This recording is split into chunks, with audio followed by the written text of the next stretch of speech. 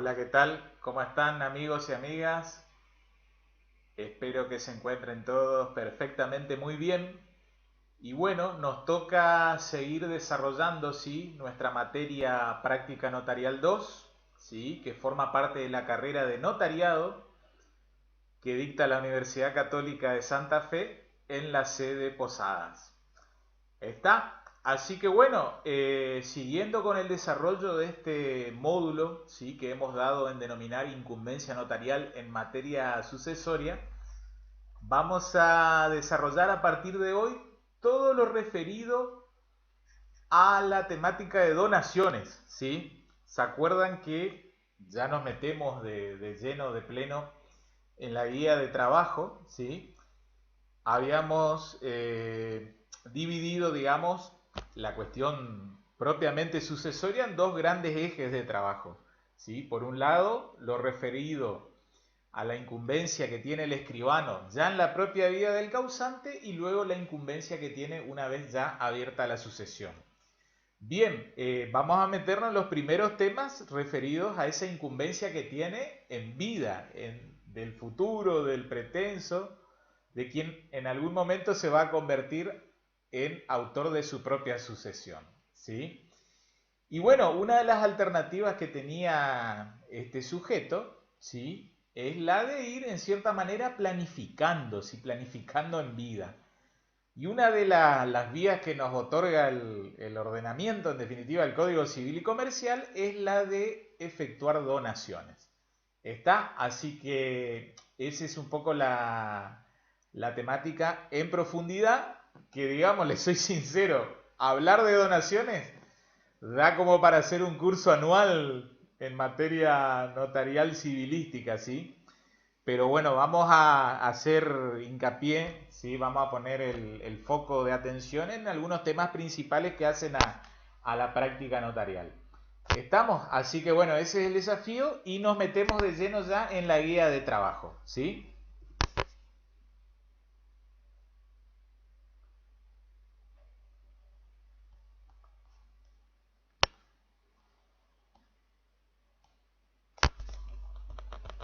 Ahí lo tienen, ¿sí? Ven esta cuestión referida a en vida del causante.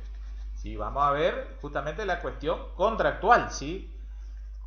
Las donaciones, ¿sí? Estos actos jurídicos, bilaterales, ¿sí?, a título gratuito. Y vamos a hacer una gran distinción en según que esa donación sea a favor o tenga como beneficiario a algún potencial heredero forzoso suyo o alguna persona, digamos, totalmente ajena, ¿sí?, como suele denominar parte de la doctrina notarial, un tercero, ¿sí? Así que este es un poco el panorama que vamos a desarrollar a continuación. ¿Estamos?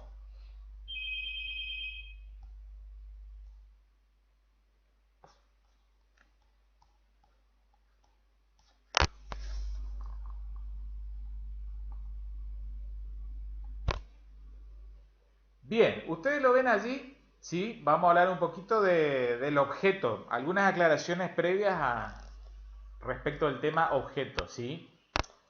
Vamos a estar, perdón, vamos a estar, decía, ciñéndonos principalmente a cuando el objeto es materia inmobiliaria, ¿sí? Objeto, bien inmueble, ¿está? No obstante, ¿sí? Ya que estamos, digamos, y tratando acerca de otro bien con naturaleza económica con trascendencia, ¿sí?,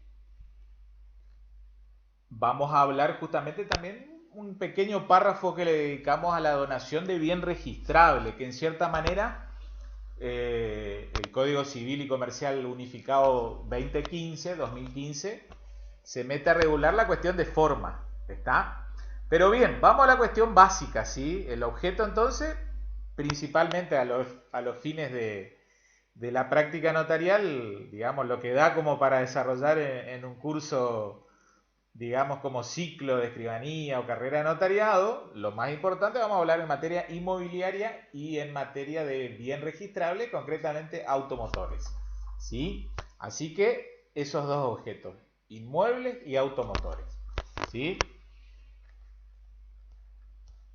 Bien, ustedes lo ven allí. Tenemos que hablar un poquito del tema de forma, ¿sí? El tema de la forma de las donaciones. ¿Está?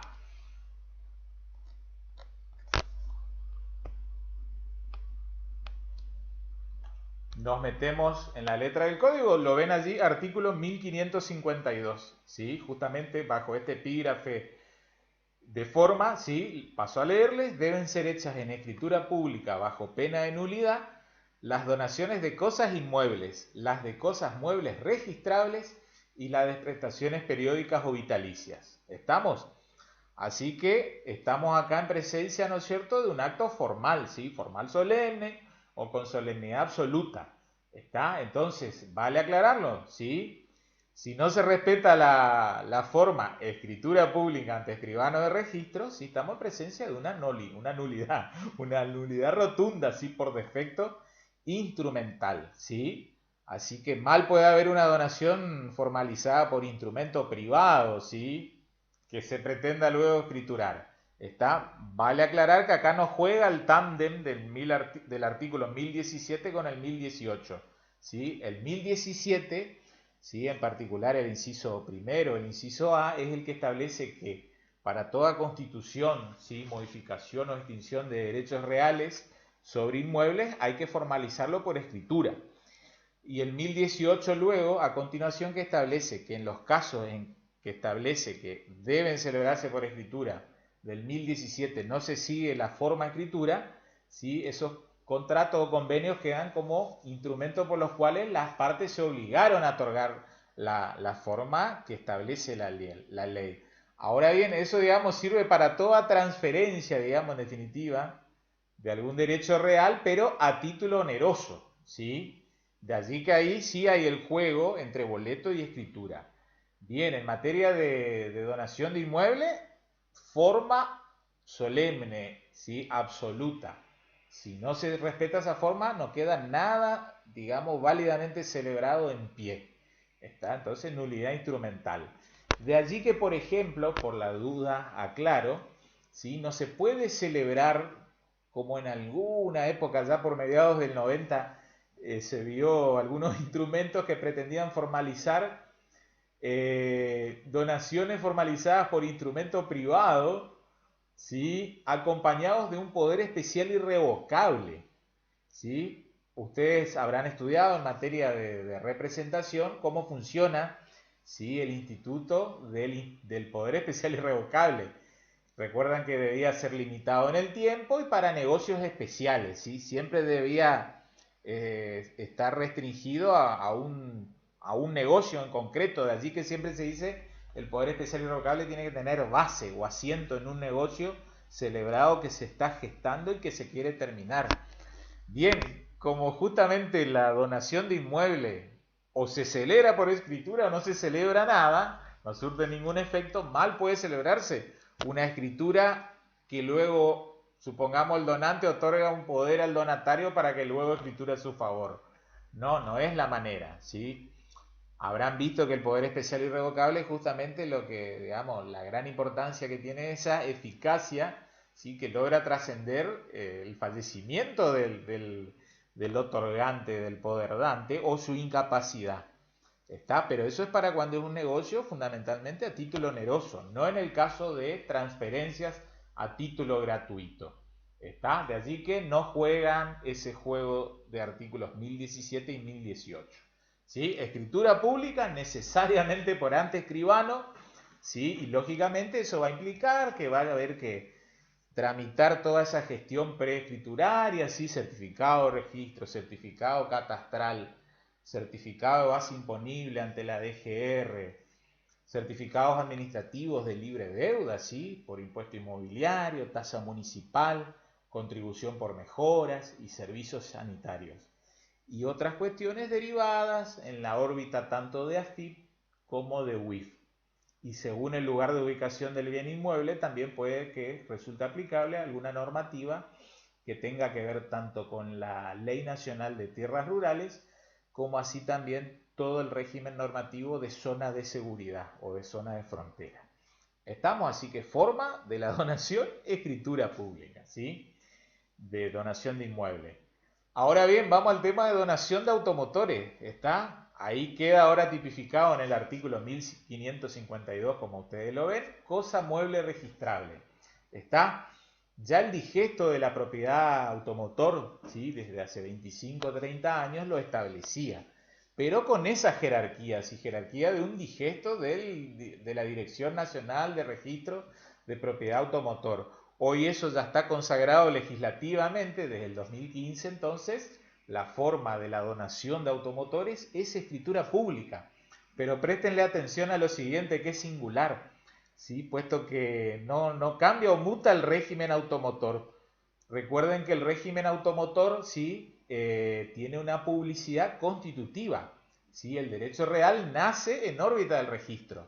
Inclusive en el caso de la donación, el derecho real no nace en escribanía. Por más que se celebre en escribanía, ahora debe hacerse la donación entre donante y donatario por escritura. Ante escribano, el derecho real va a nacer en el registro. ¿Está? Y vean qué singular que es esta cuestión, puesto que cuando se acompaña la donación por escritura pública, el formulario 08, ¿sí?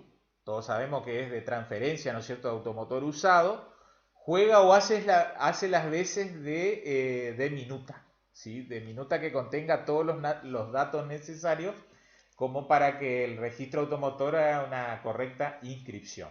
¿Está? Pero vuelvo a aclarar que el carácter del registro automotor no cambia inclusive en esta transferencia gratuita. ¿Estamos? Bien. Volvemos a nuestra guía, digamos, ya de esta clase de hoy. ¿Sí? Y quiero significarles y que hablemos de lo siguiente, ¿sí? Estamos hablando, ¿no es cierto?, como para circunscribirnos a qué, digamos, en qué contexto tratamos esto de la donación como una manera de que el futuro causante planifique, ¿sí? Recuerdan, tenemos que traer justamente acá a la clase de hoy estas nociones de legítima y porción disponible, ¿sí? Y nos manejamos, ¿no es cierto?, con las legítimas y porciones disponibles del nuevo Código Civil y Comercial 2015. ¿Está? De allí que entonces en esas tratativas o reuniones preliminares con los requirentes en escribanía, recuerdan que habíamos dicho, tenemos que indagar cuál es ese posible elenco de personas que tenga, ¿sí? Indagar acerca de la consistencia patrimonial de los bienes de tal persona, y entonces allí uno puede proyectar, ¿sí? Y una de las alternativas entonces que estaríamos ofreciendo es que celebren, ¿sí?, donaciones en nuestra escribanía. ¿Está? Entonces trabajamos sobre la porción blanca, ¿sí?, de esos círculos que ustedes ven allí. Sea que esa persona tiene solo descendiente, sea que esa persona tiene solo ascendiente, o que tenga descendiente y a su vez cónyuge, o que tenga a su vez ascendientes y cónyuge, o que solamente tenga cónyuge. ¿Sí? Cualquiera de esos casos, digamos, pueden presentarse en escribanía. Y también puede venir una persona en escribanía que no tiene ni hijos, ni padres, ni cónyuge, pero tiene hermanos. Y recordemos que en ese caso todo, lo que sucede es que el círculo se vuelve absolutamente blanco, ¿sí? Puesto que su porción disponible se transforma en un 100% de su patrimonio. Ahora bien, puede suceder que no tiene ascendiente, ni descendiente, ni cónyuge, ni colaterales. ¿Están? Es decir, no tiene ninguna clase de heredero, al menos con llamamiento legal, ¿sí?, legítimo. Entonces, nuevamente, tiene el 100% disponible. Y vaya que si es necesario que, digamos, haga alguna planificación sucesoria, puesto que de lo contrario, como vimos en el video anterior, estudiamos entre todos, de lo contrario, o todo su patrimonio luego constituido en herencia, o parte del mismo irá a una declaración de herencia vacante, ¿sí? Para que quede en definitiva bajo la titularidad del Estado nacional, provincial o municipal. Entonces, allí hay que trabajar con justamente el asesoramiento para planificación, sea en favor de una persona humana o sea en favor de alguna institución de bien, ¿sí? Los notarios acá en la República Argentina, muchos de ellos somos, digamos, colaboradores con toda esta política que tiene la UNICEF, ¿sí? Entonces, siempre tenemos en instancia de nuestros escritorios y escribanías folletos, justamente para si uno no quiere, digamos, que asesoremos a nuestros clientes, requirentes, digamos, técnicamente hablando, si no quieren efectuar legados, ¿sí? O por qué no hasta instituir como heredero de cuotas. Supongo una persona que puede ser que tenga algún heredero forzoso o legitimario, ¿sí? O por qué no hasta heredero universal a una persona, en este caso jurídica, como la UNICEF, ¿sí? Entonces ven allí cómo se puede ir trabajando en definitiva sobre la porción blanca, ¿sí? De lo que en un momento es patrimonio y que luego terminará constituyéndose en herencia. ¿Está? Quería eso nomás recordarles, ¿sí? Y ahora continuamos, ¿sí? Con el desarrollo de los temas previstos. ¿Estamos? Bien, entonces nos estábamos por meter en la cuestión de la oferta y aceptación. ¿Sí? Acá hubo una evolución entre lo que era Código Velezano, vigente hasta fines de julio del 2015 y luego del 2015. Acá, digamos, hubo unas vacilaciones en el ámbito, en el mundo notarial, ¿sí? Por cómo ha quedado regulado esta cuestión. Lastimosamente se derogó un instituto que era de suma practicidad para los escribanos. ¿Sí? ¿Por qué? Ya vamos a leer cómo quedó regulado en el nuevo Código Civil y Comercial. Pero bajo la órbita del Código Velezano, ¿sí? Era factible que el donante efectuara una oferta de donación en vida. ¿Está? ¿Me van siguiendo? Oferta de donación en vida. Lógicamente, ¿cuál era la forma de esa oferta? Obligatoriamente, forzosamente, escritura pública. ¿Está? Y la aceptación por parte de los donatarios podía efectuarse con posterioridad al fallecimiento del donante. ¿Sí? Esto facilitaba, ¿sí? Sobre todo aquellos casos en los que el donante adolecía de una salud con flaqueza, ¿sí? Próximos a momentos ya así muy, muy polémicos, muy peligrosos de salud, ¿sí? Y entonces digamos, este tándem de oferta y aceptación, oferta del donante en vida y posterior aceptación post-mortem, expresamente el Código de Vélez permitía que los donatarios acepten con posterioridad. Y todo ello evitaba que uno tenga que, digamos así, urgentemente andar tramitando gestiones preescriturarias, ¿sí? Conseguir certificados, que muchas veces cuando uno está en pos de conseguirlo, acaece el fallecimiento de hasta un potencial donante. ¿Sí? De allí es que entonces yo les conté por las dudas lo que dijimos hace unos 5 o 10 minutitos atrás. El poder especial irrevocable en materia de donación no nos sirve. ¿Sí? Les comento esto porque allá por el año 2004-2005, un escribano que hoy en día, digamos, ya pasó a mejor vida, tremendo notario, el escribano Mario Cini, justamente en una gaceta del notariado, como se llama el librito del Colegio de Escribanos de la provincia de Santa Fe, él planteó, puede haber poder especial irrevocable para donar. Y bueno, quiero decir claramente que no es factible, ¿sí? Dicha alternativa.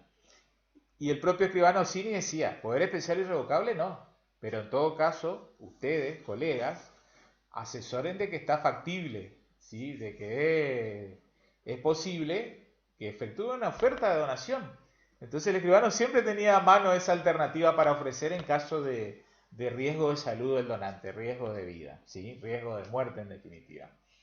Bien, ahora ya no existe esa alternativa. ¿Por qué? Porque tanto la oferta como la aceptación tienen que ser o manifestarse en vida del donante. ¿Está? Vamos a leer qué artículo en concreto establece lo que les estoy comentando, ¿sí?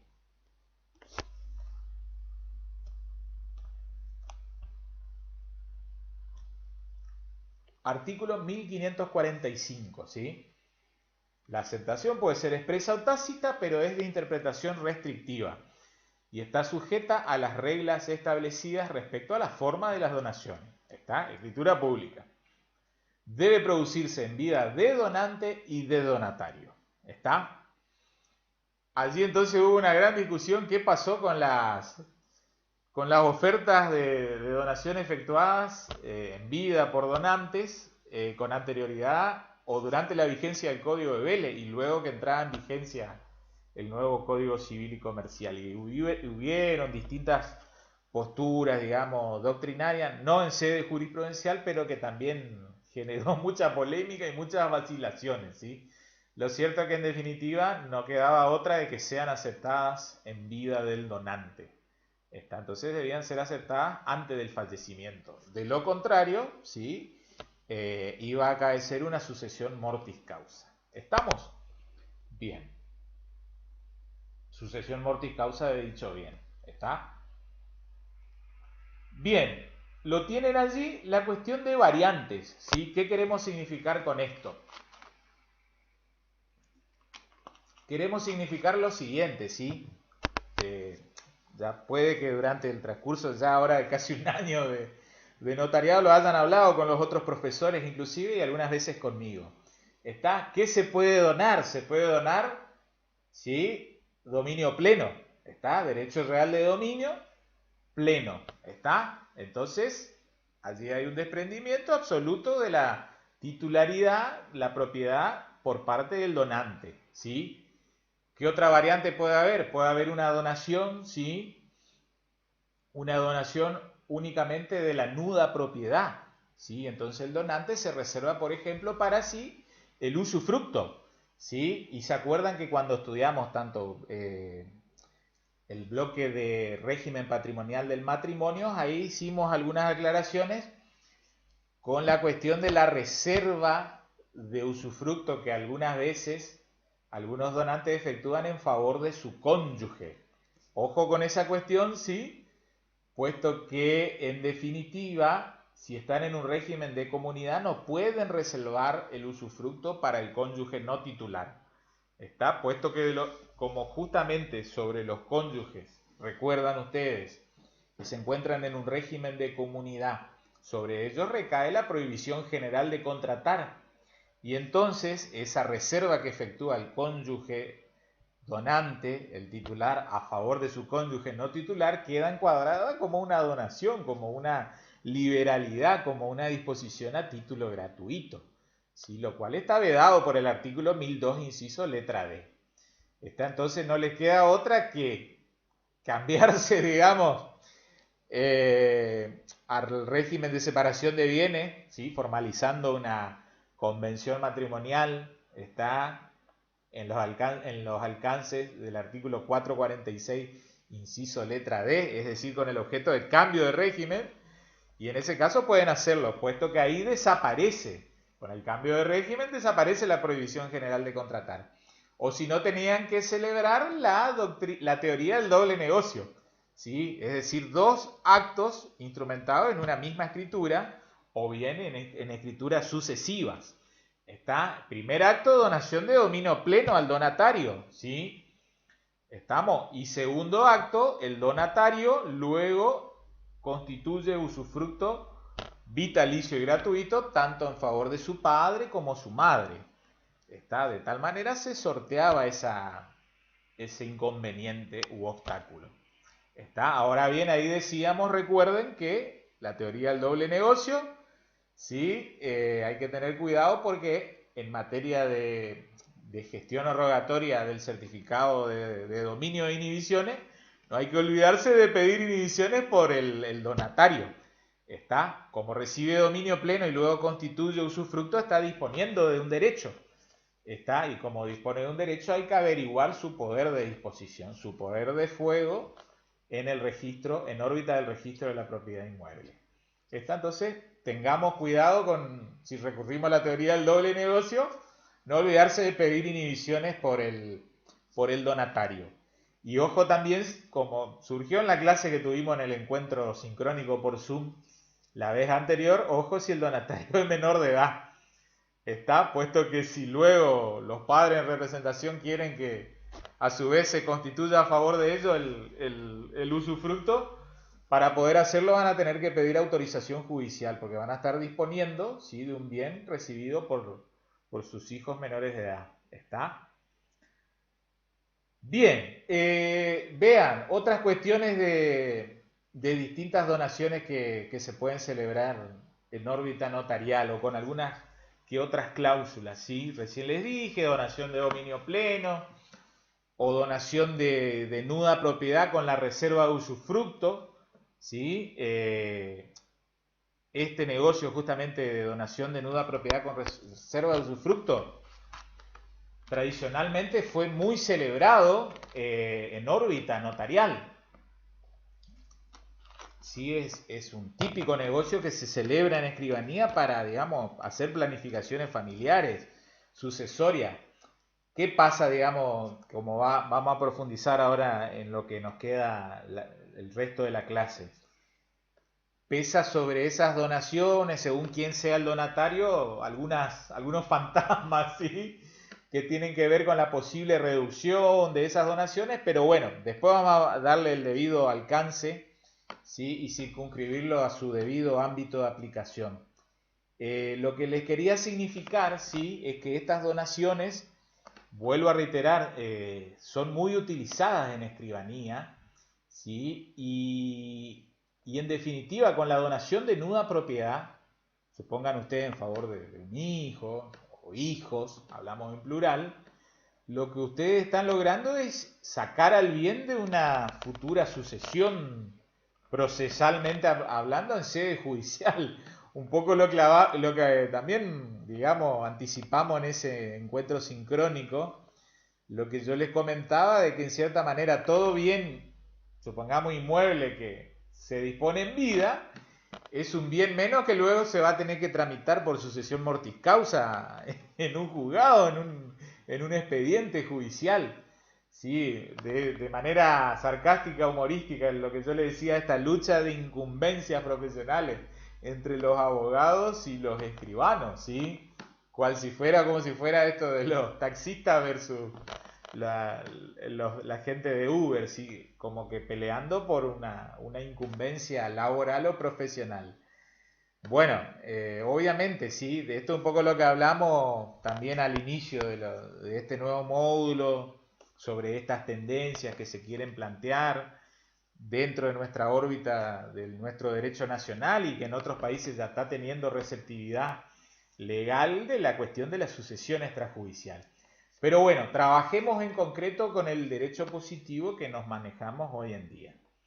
¿Qué otras cláusulas podemos incorporar a las donaciones de inmuebles? ¿Sí? En concreto, ¿qué es lo que más se verifica en la notaría? Bueno, donaciones con cargo, ¿sí? Es decir, con el encargo de que el donatario efectúe, ¿sí? Algún encargo, ¿sí? En favor ya sea del propio donante o de sus herederos o alguna tercera persona, ¿está? Y ojo con esa cuestión, ¿sí? Puesto que ante el incumplimiento de los cargos, tanto el donante como sus herederos eventualmente luego pueden revocar la donación ante el incumplimiento del cargo. ¿Está? Les muestro ya el artículo como para que lo tengan bien, bien catalogado, ¿sí? El 1562. ¿Sí? Ahí empieza la cuestión referida a donaciones con cargos.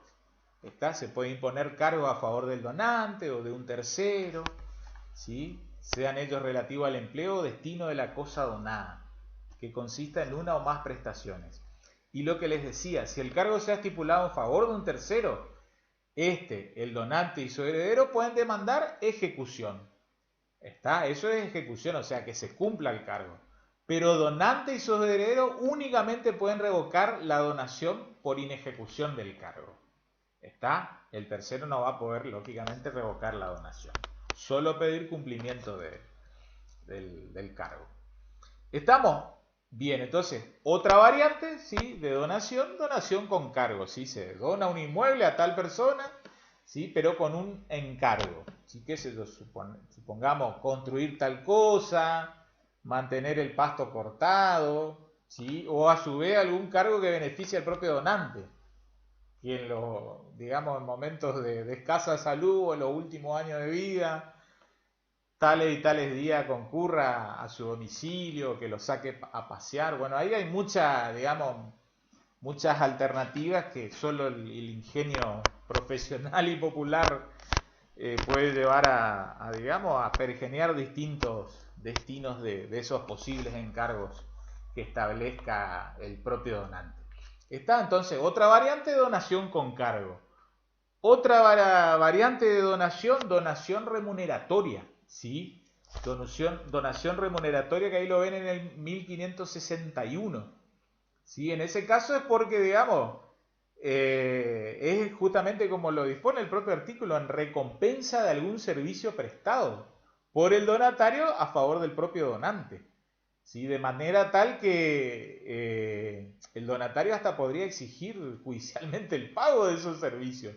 Entonces viene allí esta posibilidad de que haga la donación remuneratoria, así como remuneratoria de servicios. ¿Sí? Tengan en cuenta que tanto la donación con cargo como la donación remuneratoria, ¿sí? Obviamente todos entendemos en general a la donación como un acto a título gratuito. Bien, estas donaciones con cargo remuneratorias, según la importancia del cargo o el alcance de la donación remuneratoria, en esa parte hasta son consideradas, digamos, a título oneroso.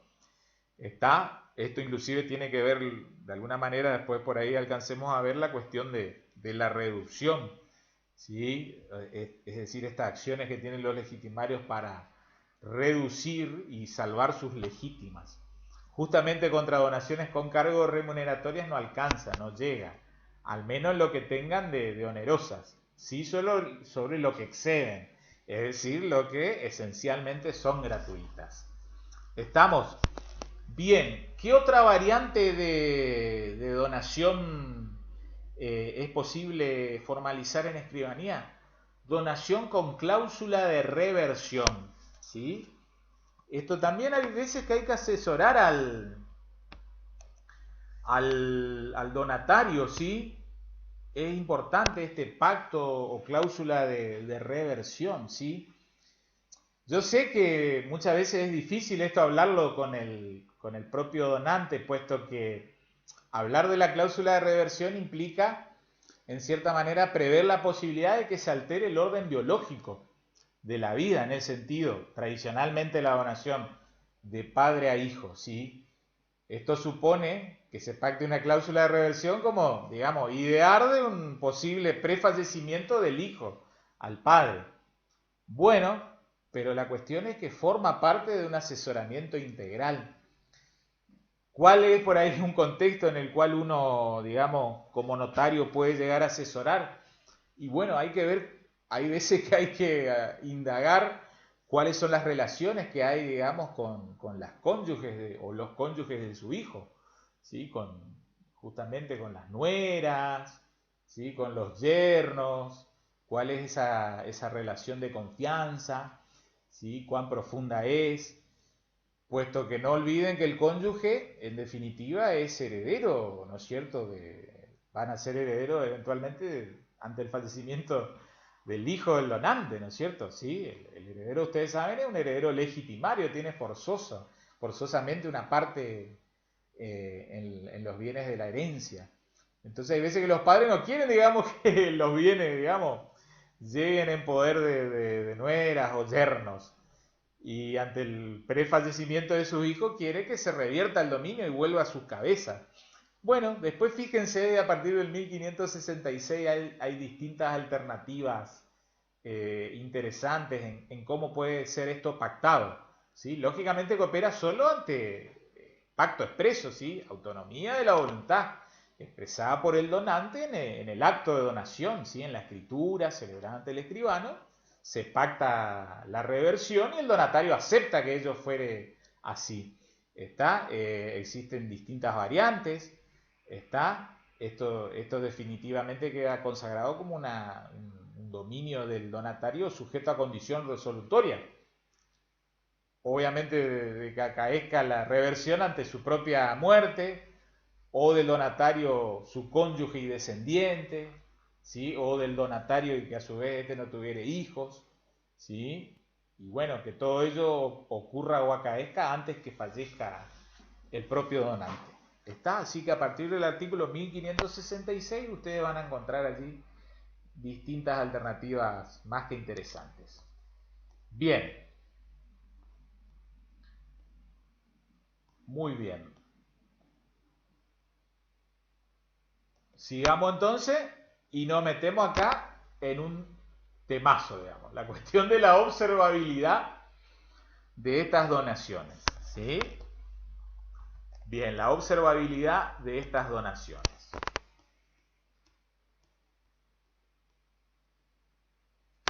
¿Por qué hablamos de observabilidad? ¿Sí? Vean, esto nos lleva a hablar un poquito del rol que también cumple el escribano, ¿sí? Y esto no solo el escribano de registro, ¿sí? Sino también el escribano, digamos, de título. ¿Está? Ustedes recuerdan que nuestra ley notarial, ¿sí? En cuanto a la competencia material, es decir, los actos o instrumentos que puede formalizar un escribano, ven que hay, digamos, un ida y vuelta en el sentido de menor a mayor. Están los escribanos simplemente matriculados, ¿sí? Después están los escribanos adscriptos y están los escribanos titulares, ¿sí? Adscriptos y titulares, lógicamente, tienen a su vez la función notarial, ¿sí? Son profesionales del derecho que recibieron la investidura notarial y por tanto se encuentran a cargo de una función pública, que es justamente la función notarial. Bien, el escribano simplemente matriculado es el que se recibió de escribano y se matriculó en el colegio, pero no goza o no tiene función notarial porque no recibió la investidura notarial.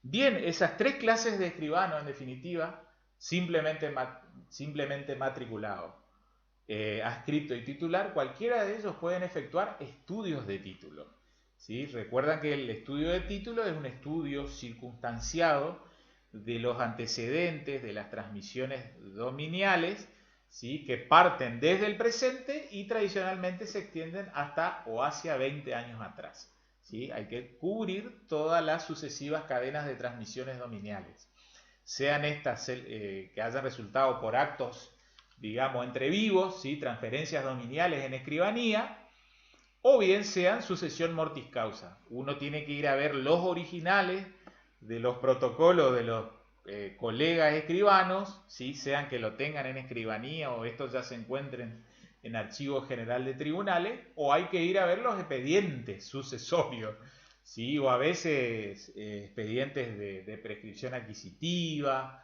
o también a veces que hay que ir a ver expedientes de ejecuciones en remate, ahí hay adquisiciones inmobiliarias, ¿sí? Inmuebles adquiridos en remate. Todo eso se estudia. Bien, ¿qué es lo que sucede? En esas transmisiones dominiales hay actos que son a título oneroso y otros que son a título gratuito. Y cuando son actos a título gratuito, entonces estamos en presencia de donaciones de inmuebles, ¿sí? Formalizadas por escritura. Y acá, en cierta manera, empezamos a dividir las aguas, ¿sí? Que es lo que se les plantea allí en esa placa. Esto de empezar a distinguir si esa donación de inmueble fue efectuada en favor de un heredero forzoso, ¿sí? De un heredero legitimario, ¿sí? Sea este descendiente, ascendiente o cónyuge, o si fue una donación efectuada en favor de un tercero. ¿Quién es un tercero? Un sujeto, una persona, ¿sí? Totalmente ajena al elenco de potenciales herederos de una persona. Amigo, conocido, institución pública, amante, lo que fuere, ¿sí? Bien, porque entonces, digamos, el plexo normativo del derecho sucesorio confiere, ¿sí? A ciertas personas algunas acciones del derecho sucesorio y a otras personas otras acciones del derecho hereditario o sucesorio, ¿sí? Entonces, ello nos lleva, vean, a hablar de la cuestión de la observabilidad, ¿sí? Y nos lleva a, digamos, interiorizarnos. Esto un poco no se estudia tanto cuando uno estudia el contrato de donación en contratos, en el grado de abogacía. Es difícil que en un tercer año uno maneje estas otras cuestiones, pero yo creo que hay que darle un poco más de acento cuando uno estudia sucesiones, ya en un quinto año de abogacía. Bien, hay que definir qué es una donación inoficiosa. ¿Está? Por suerte, nuestro Código Civil y Comercial 2015 repite una definición que ya traía el viejo código de don Dalmacio Vélez Arfiel. En el viejo código lo definía ya por el artículo 1830. ¿Sí? En el nuevo Código Civil y Comercial 2015, unificado, también está contenida esa definición. ¿Sí? Vean.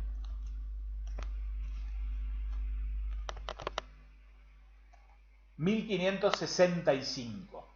Artículo 1565... Donaciones inoficiosas. Paso a leerles. Se considera inoficiosa la donación cuyo valor excede la parte disponible del patrimonio del donante. A este respecto se aplican los preceptos de este código sobre la porción legítima. ¿Está? De allí que en esa primera clase, tanto, digamos, machacamos, pusimos el énfasis sobre las nociones de legítima y porción disponible. ¿Está? Entonces, tiene potencialidad de ser declarada inoficiosa una donación que se excedió de la porción disponible del pretenso o futuro causante. ¿Está? Vuelvo a los gráficos que utilizamos en las clases anteriores. ¿Sí? Es decir, lo que estamos hablando es que, supongamos que una persona tenía descendientes. Supongamos que tenía descendiente y cónyuge, que por ahí es lo más tradicional. ¿Sí? Ustedes ven ahí que, como habíamos dicho, hay dos legítimas aplicables que podrían resultar como tales. 2/3 y 1/2. Pero, bajo la regla de que legítima mayor ampara a legítima menor, la futura legítima aplicable a la sucesión de tal persona sería la de 2/3, la mayor. Por ende, su porción disponible es de 1/3. ¿Está? Entonces, con ese tercio, como decíamos, ¿cómo gasta? ¿Qué hace? O efectúa donaciones en vida, que es lo que estamos estudiando en este video, o efectúa disposiciones testamentarias o mandas testamentarias con contenido económico, que va a ser el siguiente video. Bien, entonces, volviendo al tema de donaciones en vida, efectúa una donación en vida y como que se va más allá de lo que yo les marco acá, esta porción en blanco. ¿Sí? Supongamos que esa donación en vida, ¿sí? Supongamos que constituyó la mitad de su futura herencia, ¿sí? Actual patrimonio al momento de hacer la donación. Bien, entonces ustedes van a ver allí que hay una porción de exceso, ¿sí? Y entonces, justamente en ese exceso, esa donación podrá ser declarada inoficiosa. ¿Estamos? Bien, entonces hay un exceso de la utilización de la porción, digamos, del pastel, de la torta, justamente en exceso, ¿sí? Y lo que es en exceso entonces se termina transformando en inoficioso, ¿sí? Bien, entonces ya tenemos el concepto de qué es una donación inoficiosa. Bien, siguiente cuestión. Vamos a ir de a poquito enlazando, digamos, estas cuestiones. ¿Qué se sostuvo en el fallo plenario Scari versus o contra Pietranera del año 1912? Vean, es un plenario centenario, ¿sí? De la Cámara Nacional Civil de Capital Federal. Sin embargo, este plenario machacó todo el siglo XX e inclusive, digamos, sigue sobrevolando el fantasma ahora, inclusive post entrada en vigencia del nuevo Código 2015. Vean, les lleva a lo siguiente, ¿sí? Vamos a leer a continuación, voy a poner en pantalla principal lo que era el artículo 3955, ¿sí? Del Código de Vélez. ¿Qué es lo que disponía? Vean, la acción de reivindicación que compete al heredero legítimo, no se olviden, heredero legítimo, ¿sí? Que en realidad sería la correcta interpretación, heredero legitimario, contra los terceros adquirentes de inmuebles comprendidos en una donación, sujeta a reducción por comprender parte de la legítima del heredero, no es prescriptible sino desde la muerte del donante. ¿Sí? Este artículo 3955, en definitiva, lo que regula es el inicio del cómputo del plazo de prescripción de una de las acciones que regula el derecho sucesorio. ¿Cuál es la acción de reducción? ¿Sí? Todos hemos estudiado en el grado, en sucesiones, ¿sí? Estas cuestiones que vamos a repasar y profundizar algunas cuestiones que ponemos de manifiesto a continuación.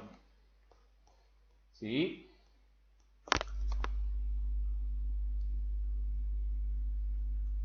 Bien. Vean. ¿Sí? ¿Qué pasa entonces según que la donación sea efectuada o tenga como donatario a un heredero forzoso o tenga como donatario a un tercero? ¿Sí? A una persona ajena al elenco de potencial heredero. ¿Está? Cuando uno efectúa una donación en favor de un forzoso, de un legitimario, de una persona con legítima, es decir, que tiene una parte o porción de la herencia de la cual no va a poder ser privado, en principio lo que entra en juego, ¿sí? ¿Sí? Para esa persona, ¿sí? Cuando se efectúa una donación en vida, es la denominada acción de colación, que va a tener un coheredero suyo, un coheredero suyo. Está, es decir, otro forzoso, supongamos, dos hermanos, ¿sí? Y el padre le efectúa la donación en vida en favor de uno solo, ¿sí? Porque vean, ¿cuál es el fundamento de la colación? La colación tiene por finalidad o por fundamento restablecer la igualdad entre los coherederos, ¿sí? De allí que entonces el viejo código lo consagraba y este código lo repite. Toda donación en vida se considera anticipo de herencia. ¿Para qué existe el mecanismo de colación? Para que, supongamos, ese beneficiario o donatario, cuando nuevamente concurre a la sucesión de su causante, ¿sí? No retire de más. De allí que la donación que ya recibió en vida, ¿sí? Se considera como anticipo de herencia. Y entonces ya se descuenta de su cuota hereditaria. ¿Está? Porque si no, él nuevamente va a volver a concurrir y va a retirar, supongamos, lo mismo que retira el que no recibió nada. Y ello va a llevar a que las cuotas hereditarias de esos dos hijos sean desiguales. Mediante que opera la colación, que no deja de ser en definitiva una operación contable, esa donación que ya fue recibida en vida descuenta de la cuota hereditaria y retira una parte menor. Supongamos que quedó otros bienes, ¿sí? Objeto de que sean transmitidos en el contexto de una sucesión procesalmente hablando en sede judicial. ¿Está? Esa es la dinámica de la acción de colación. ¿Está? Y lo cierto es que la acción de colación, ¿quién es el legitimado pasivo? ¿Contra quién se dirige? En el viejo código eran los tres forzosos, descendiente, ascendiente y cónyuge. En el nuevo código se suprimió la obligación de colacionar de los ascendientes. Han quedado únicamente como legitimado pasivo contra los cuales dirigir únicamente los descendientes y el cónyuge, ¿sí? Contra ellos solo se puede dirigir la acción para que se efectúe esa operación matemática. La acción de colación tiene efectos personales, ¿sí? No tiene efectos reales de perseguir la cosa, ¿sí? Supongamos que el donatario que hubiese recibido en vida a su vez vendía a un subadquirente, a un tercer adquirente. Bien, no pasaba nada, ¿sí? Puesto que en definitiva la acción era para que el heredero forzoso, el coheredero, descuente de su cuota hereditaria lo que ya recibió en vida. ¿Está? ¿Y a qué valor? Y acá los llevo a la letra del código, ¿sí? Porque en definitiva él trae un valor, un monto que debe ser descontado de su cuota hereditaria, ¿sí? Los llevo al artículo 2385 del Código Civil y Comercial.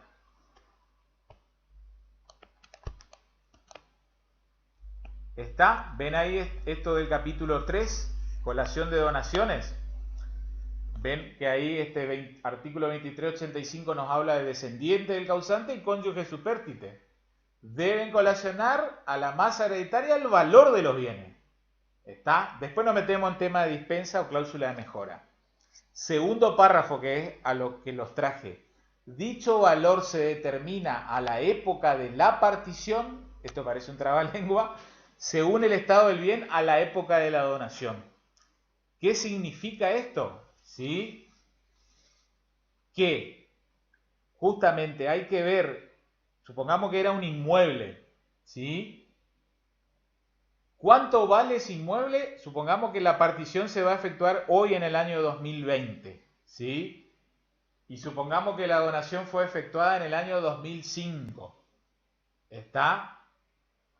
Entonces, básicamente, ya no analizamos la letra del código actual, pero los llevo a lo siguiente. Uno puede plantearse desde la lógica jurídica 3 momentos posibles para hacer la valoración, para traer el valor. Cuando se hizo la donación, cuando abrió la sucesión, supongamos que murió en el 2011, o cuando se hace la partición en el 2020. ¿Estamos? Entonces podríamos hipotetizar y decir, traemos el valor de ese bien al año 2005, al año 2011 o al año 2020. ¿Qué nos quiere decir el artículo? Hay que ver cuánto vale ese inmueble hoy en el año 2020, que estamos por hacer la partición, pero según cómo se encontraba el bien en la época de la donación. ¿Está? Es decir, tenemos que ver qué mejoras, qué es lo que estaba construido en el año 2005. ¿Está? Porque hoy en el 2020 puede ser que, en definitiva, que ese donatario haya construido, ¿sí?, algunas cosas, o puede ser que a su vez el entorno mejoró, supongamos pasó la costanera, ¿sí?, o se desvalorizó porque vino alguna actividad industrial que ha, digamos, desvalorizado los inmuebles en esa zona geográfica. Está de allí que también entonces vean otra incumbencia notarial, les dejo un consejito, cuando hay donación de inmueble, ¿sí?, y en particular cuando es a heredero forzoso, supongamos donación de padre a hijo, es conveniente que como escritura sucesiva, ¿sí?, el donatario o hasta el propio donante, yo creo que el más legitimado es el propio donatario, el que haga el requerimiento para un acta de constatación. Entonces el escribano deja, ¿sí?, digamos, de viso y auditu su constatación de cuáles eran las mejoras existentes al momento de la donación efectuada. Y entonces después al donatario en algún momento vamos a inscribir su título en la propiedad, en el registro de la propiedad, y cuando sale inscrito después le entregamos el título ya inscrito con la copia o testimonio del acta de constatación. Entonces queda perfecto, digamos, esa carpetita, ¿sí?, de cuál era el estado de situación del bien. Porque en la escritura, como ustedes saben, los títulos en la Argentina hay medidas perimetrales, metros cuadrados, pero nunca te indica cuál es el nivel de construcción o mejoras introducidas, los cuales sí pueden ser verificados por acta de constatación. Estamos, entonces vuelvo al cuadrito como para no perder el hilo. Vean, ¿sí?, donación en favor de herederos forzosos. Si vamos al caso de donación a favor de hijo, entonces, o hijos, en principio no debería ser observable. ¿Está? Es un poco lo que yo les pongo allí, porque como la acción de colación tiene efectos personales, ¿sí?, porque traen un valor, ¿sí?, y el valor es lo que recién repasamos, ¿sí?, en principio entonces no tendría que haber este fantasma de que ocurre con los estudios de título, que digamos hoy uno habla en general y gran parte de los notarios dicen no quiero hacer donaciones porque las donaciones crean un título imperfecto u observable o tachable. Bueno, hay que, digamos, empezar a hacer un estudio analítico, o sea, parte por parte. Como que hay que parar un poco la pelota, y eso es debido a que hay que hacer un estudio profundo del derecho sucesorio. Entonces, donación a heredero forzoso, en principio no es observable, puesto que el derecho sucesorio le confiere eventualmente a un coheredero esa facultad de exigir, supongamos que su hermano traiga al valor la donación en vida que ya recibió, pero el valor, no el bien. Entonces el bien va a tener circulación en el tráfico jurídico, en el tráfico comercial.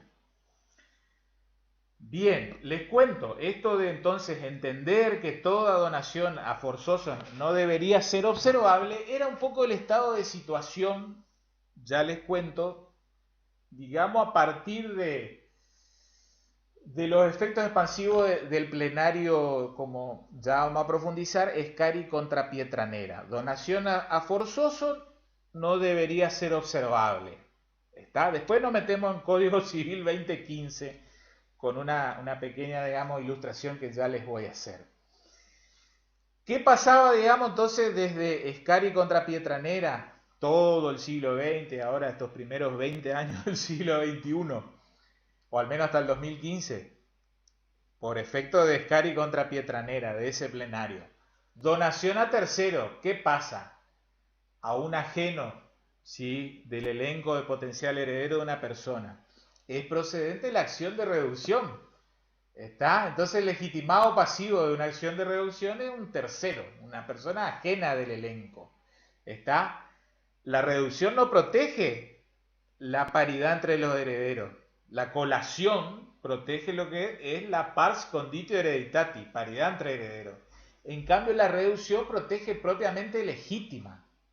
¿Sí? Entonces, el legitimado activo, nuevamente, es únicamente alguien que tiene legítima, ¿sí?, tiene legítima y no quiere ser privado, menguado o restringido, ¿sí?, en su legítima.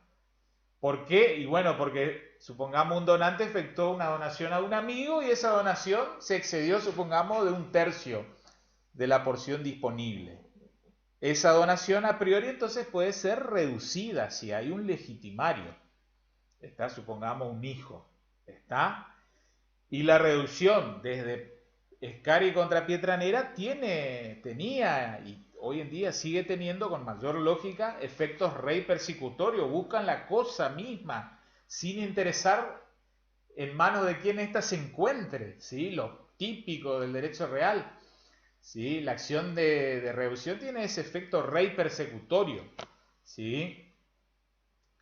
Bien, entonces, vean, les quiero llevar al caso Escari contra Pietranera, porque es muy singular. ¿Sí? Vean. A ver, un poquito.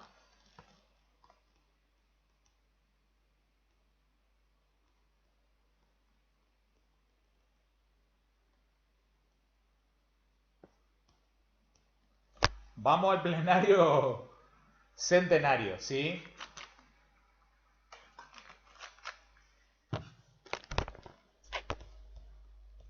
En cierta manera también la doctrina notarial, y en esto han colaborado en cierta manera para mal los estudios de títulos de muchos escribanos asesores de los bancos, ¿sí? En órbita bancaria siempre se hace estudio de títulos.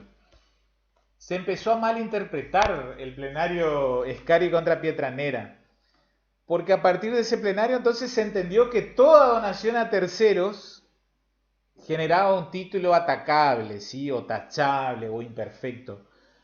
Pero hay que leer bien al fallo plenario, después léanlo ustedes con tranquilidad en sus domicilios, porque en realidad Escari contra Pietranera fue tan particular que en el propio título, el propio donante decía que, les cuento, él efectuó una donación en favor de una persona que no era su heredero forzoso, pero en el propio título él ya declaró que tenía otros hijos, o creo que tenía una hija, si mal no recuerdo. ¿Sí? Y entonces, de las circunstancias del propio título resultaba de que él estaba efectuando donación a un tercero, ¿sí?, y él mismo declaraba de que tenía un descendiente. Y como ese descendiente tenía legítima, en algún momento es como que iba a estar expedita la reducción contra el donatario beneficiario de la donación. Bien, a partir de ese fallo plenario, entonces, digamos, de mala manera se empezó a entender que toda donación efectuada en favor de tercero es observable, es atacable. ¿Y qué es lo que pasa? Esto no es, digamos, meramente bizantino o de color. Esos títulos salen de circulación. ¿Por qué? Porque, como les dije recién, en órbita bancaria, el banco no te lo toma como objeto de garantía hipotecaria. ¿Sí? O por ahí si uno ya, digamos, va... Hay veces, les cuento un poco el ámbito, digamos, en órbita acá del derecho notarial misionero, hay veces que vienen compradores de otras provincias, Rosario, Córdoba y Santa Fe, donde exigen propiamente el estudio del título y el estudio del título resulta que entre sus antecedentes de ese inmueble hay una donación y hay una donación a tercero. Entonces ese inmueble no queda fuera de comercialización. El comprador prefiere comprar otro título, otro inmueble con otros antecedentes, que no tengan una donación entre sus antecedentes, donación a terceros. ¿Sí? Hay un trabajo muy gracioso del escribano eh, Mario Cini, este escribano rosarino que hace un ratito les comenté, en donde justamente él, uno de los trabajos se llamaba Y el padre donó al hijo. Y es muy gracioso porque él escribía así a manera de prosa teatral, iba justamente teatralizando con su personaje, digamos, las vivencias que tenía una persona que justamente recibió, digamos, una donación, un inmueble en donación. Y todas las, digamos, las peripecias por las cuales él quería pasar para perfeccionar su título y cómo no lo podía hacer. Está. Inclusive algunos de esos capítulos están en unas obras del escribano Cini muy famosas en el ámbito notarial que se llaman Las desventuras de Bonsembiante.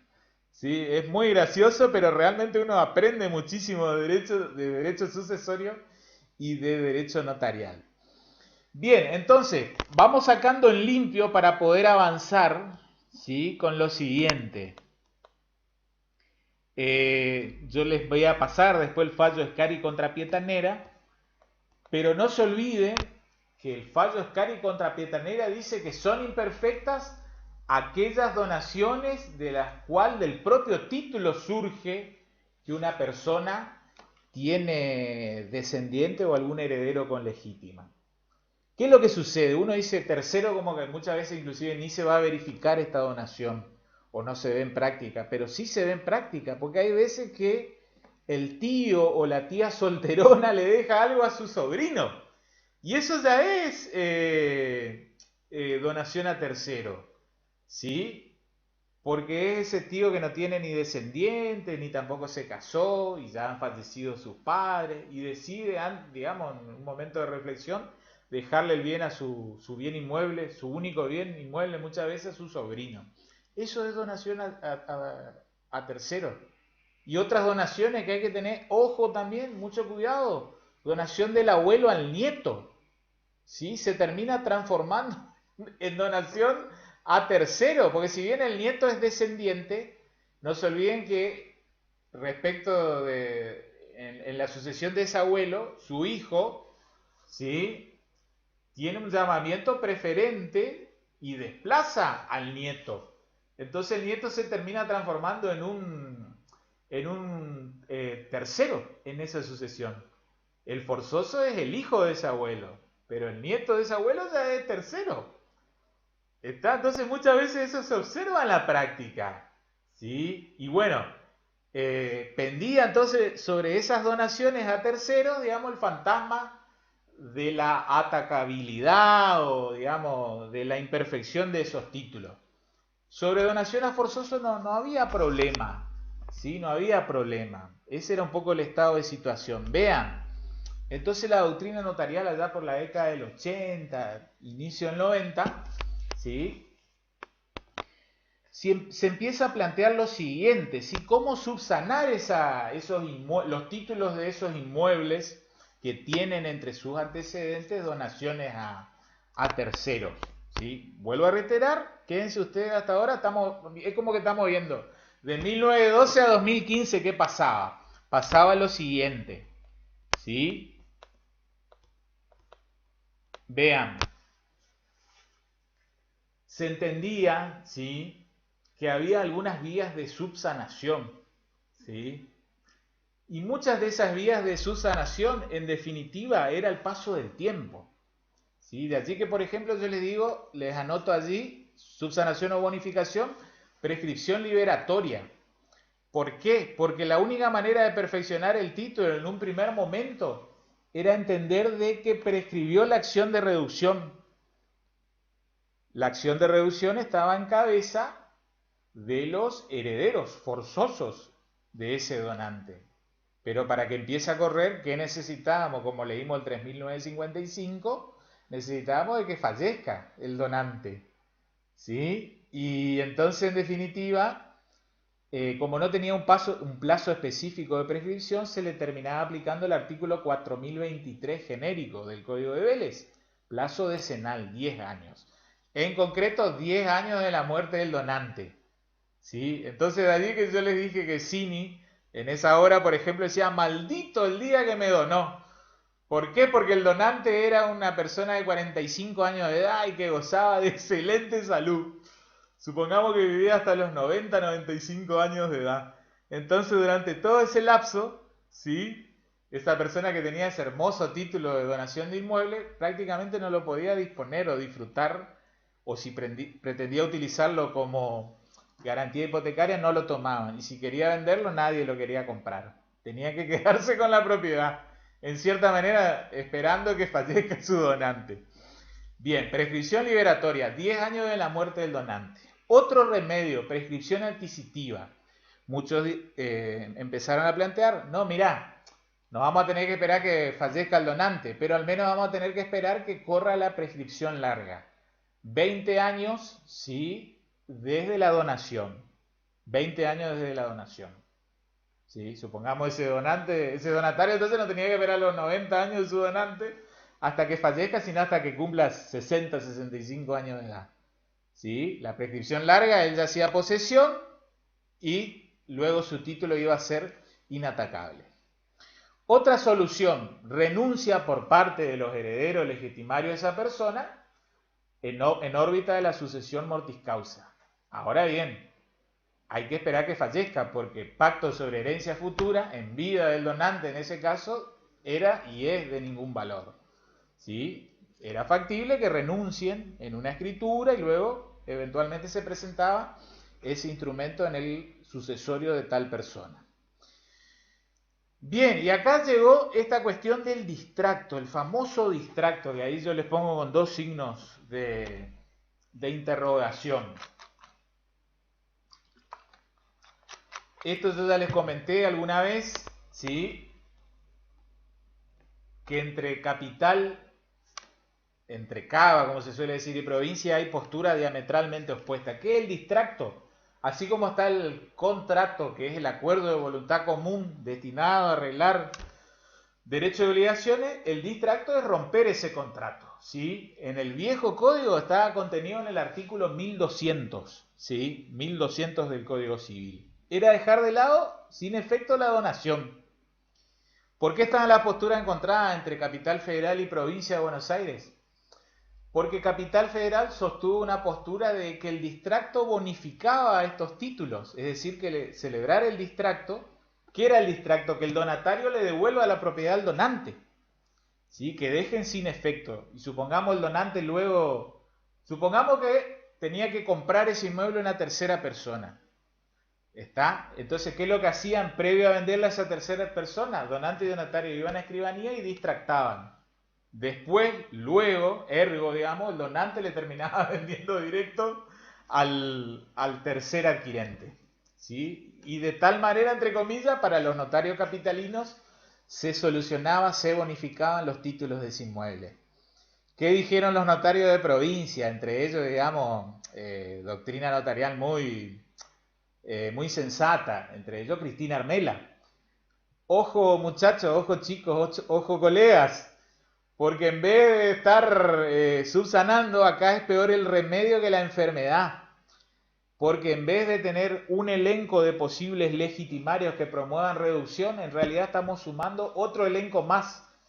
¿Por qué? Porque si ese donatario que devolvía al donante a su vez tenía heredero con legítima, empezaron a entender estos autores notarialistas que ellos a su vez también verían disminuida o menguada su legítima. Entonces pasábamos de tener un elenco de posibles herederos que promuevan reducción a 2 elencos que promuevan reducción. ¿Está? Hubieron allí algunos fallos en órbita de Cámara Civil. Y bueno, lo cierto es que como que en Capital Federal se aceptaba, en provincia no se aceptaba, ¿sí? El distracto como medio para bonificar. Bien, ¿qué sucede en este contexto? Llegamos al Código Civil y Comercial 2015. ¿Sí? Código Civil y Comercial 2015 se plantea, se pergenia, se idea una solución absoluta, decían los codificadores del 2015, para esta cuestión. Artículo 2459, ¿sí? Que paso a mostrarles a continuación.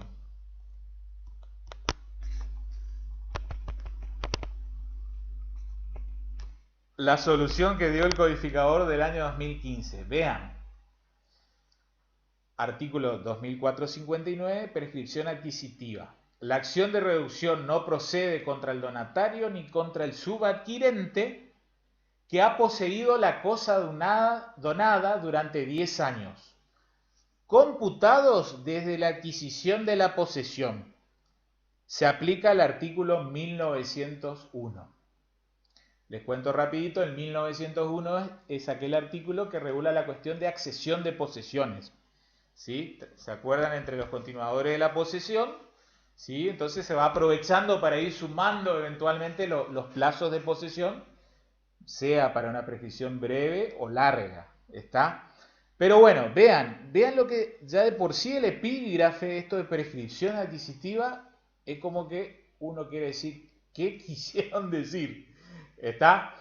Pero bueno, vean el remedio, ¿sí? Como para, en teoría, ustedes leen los fundamentos del Código Anteproyecto 2012, y van a ver que es como que sostienen, lo hacemos esto como para volver al mercado, a los títulos de esos inmuebles que no circulan, ¿sí?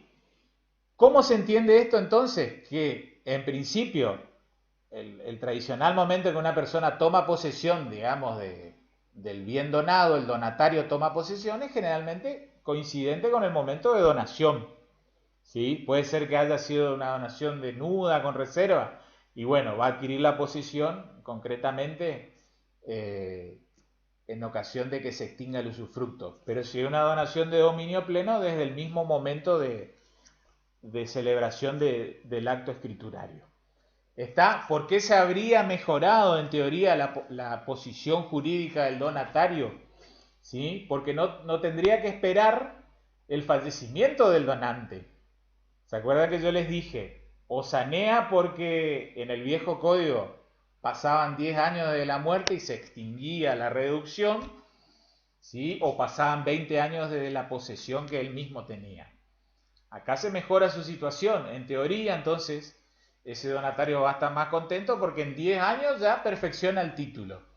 Está desde que hubiere recibido la cosa, ¿sí? A través del acto de donación celebrado por escritura.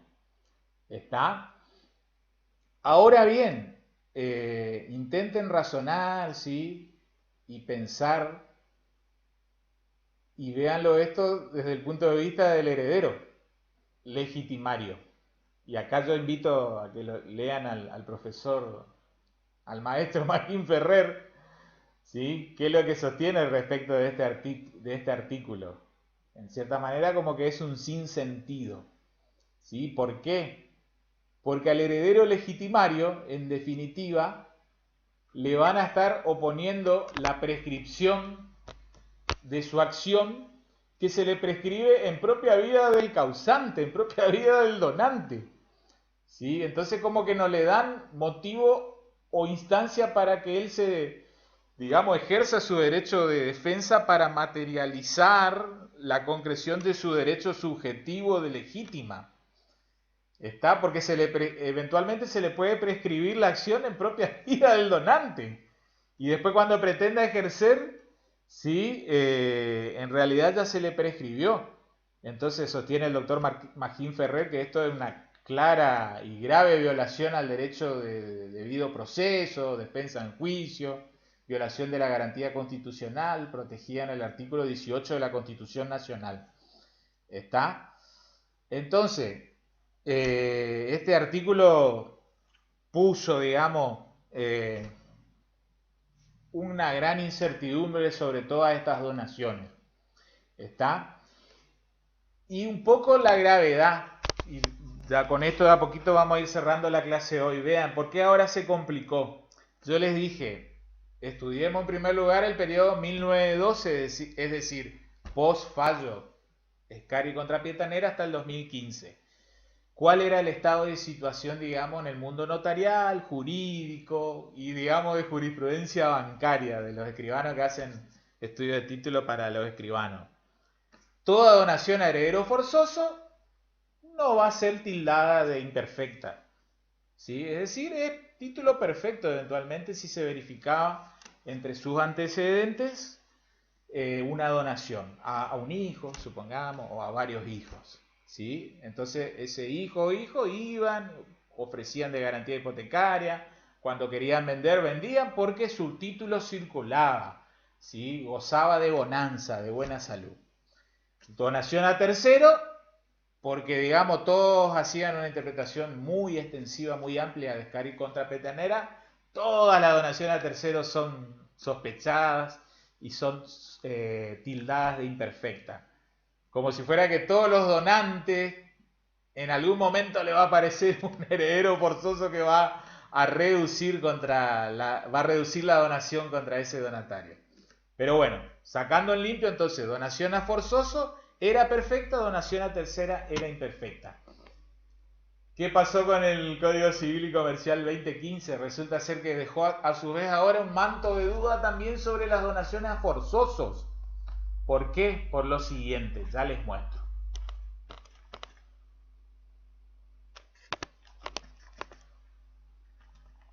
Artículo 2003-86. Que uno lo lee y pareciera como que tampoco no tiene mucho sentido o no tiene pies ni cabeza, como decimos vulgarmente. La donación hecha a un descendiente o al cónyuge cuyo valor excede la suma de la porción disponible más la porción legítima del donatario, aunque haya dispensa de colación o mejora, está sujeta a reducción por el valor del exceso. Bien, vamos a con un ejemplo, digamos, poner blanco sobre negro para que se entienda este supuesto. ¿Qué pasó entonces con el Código Civil 2015? Resulta ser que hay veces, yo les dije, donación a un forzoso, o sea, donación de padre a hijo. Eventualmente supongamos que ese hijo tiene un hermano o hermanos, esos herederos, esos coherederos en definitiva, deberían promover contra él colación. Es decir, para decir, mirá, che, vos ya recibiste tanto en vida de papá. ¿Está? Entonces, vos ya descontás eventualmente sobre los otros bienes que le quedó a papá. Bien, ahí está la clave. Supongamos que había un único inmueble y dos hermanos.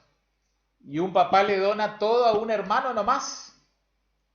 Entonces el otro hermano no le basta con promover colación, puesto que, digamos, si él quiere promover la sucesión no queda ningún bien en el patrimonio del causante, no hay ningún bien para herencia.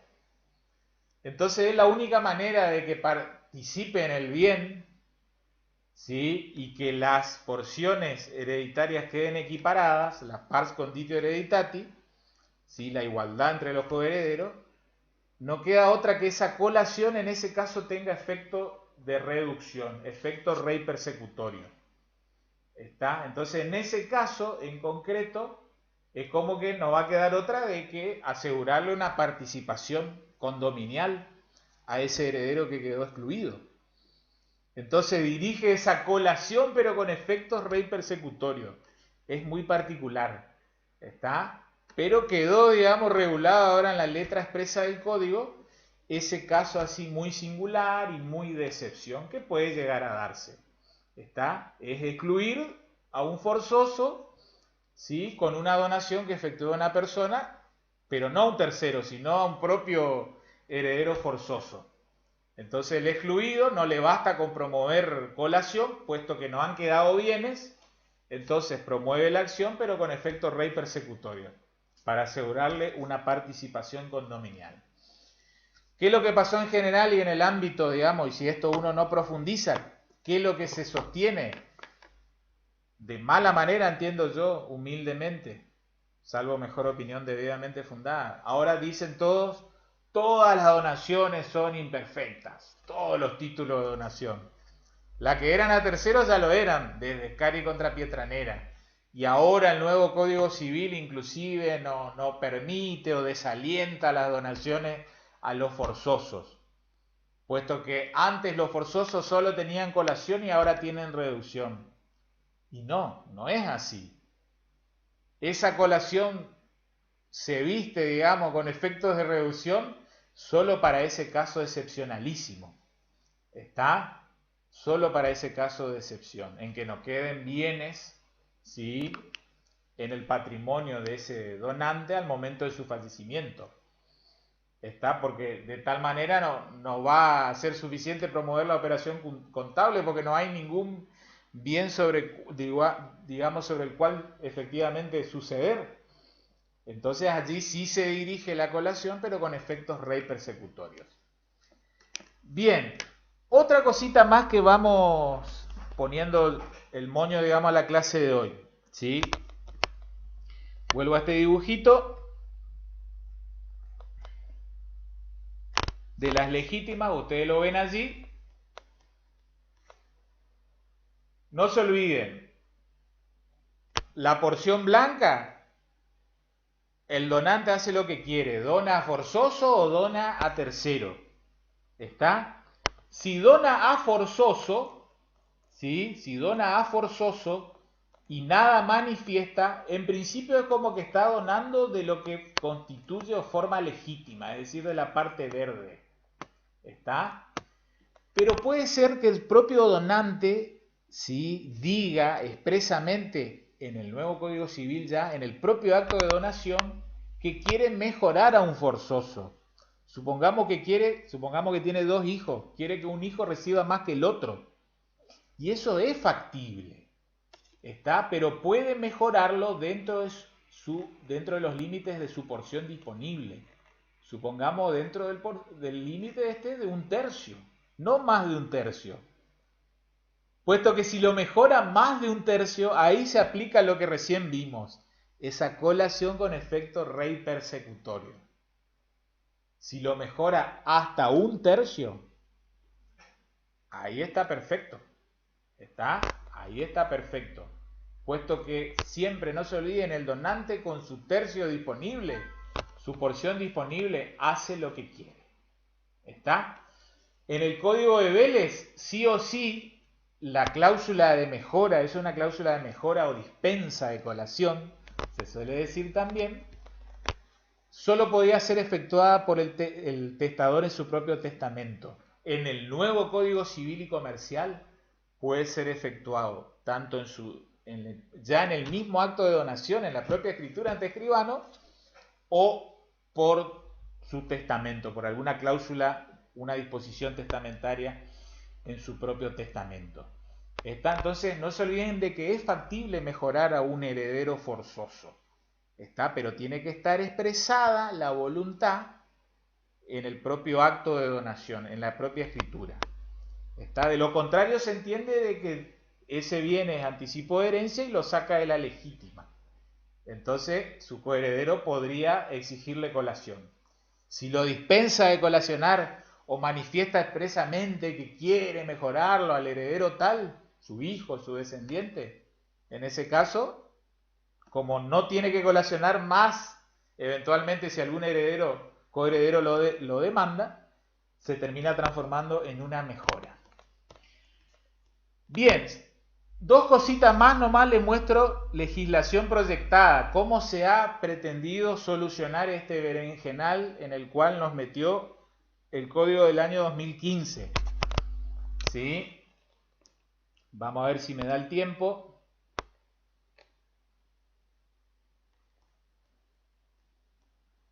Les muestro, después ustedes se fijan con profundidad en el material que les mando.